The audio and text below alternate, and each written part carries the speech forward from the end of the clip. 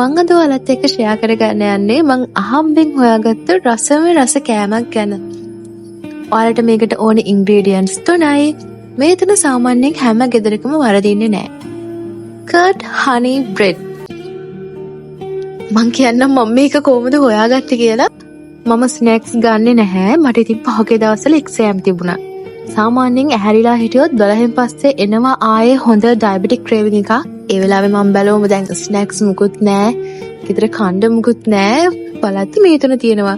සාමාන්‍යයෙන් ඉතින් දකුණු පළාතේ උදවිය, ඒ කියන්නේ අපේ අය කෙහෙල්, බත්, කිරි එකට කනවා, සීනි දානවා. සමහරවිට ෆැනි දානවා. ඉතින් ඒක ඩිපෙන්ඩ්. මන් තීරණය කරා කොහොමත් ඉතින් කිරි පැණි තියෙන එකේ අපි මේක පාන් එක කාලා බලමු කියලා. ඔයාලට කියන්නේ ඒක මාරම රසයි. මම මේක හදාගන්නේ මෙන්න මේ විදිහට හැන්දක පිටිපැත්ත අරගෙන මෙම කිරි අරගෙන මේක මේ වගේ තල්ලි ස්ප්‍රෙඩ් කරගන්නවා. ටිකක් thick layer එකක් දාගන්න කිරි. ඒකට ඊට පස්සේ කැමති විදිහට honey drizzle කරලා ආට රස බලන්න තමයි තියෙන්නේ.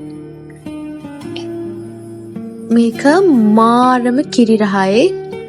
ඒ වගේමයි බඩත් පිරෙනවා.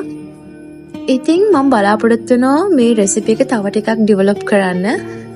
හෙල්ති විදියට. මම දන්නවා ගොඩක් කෑවොත් කිසිම දෙයක් හෙල්ති නැහැ. බට් ටිකක් කෑවොත් හෙල්ති.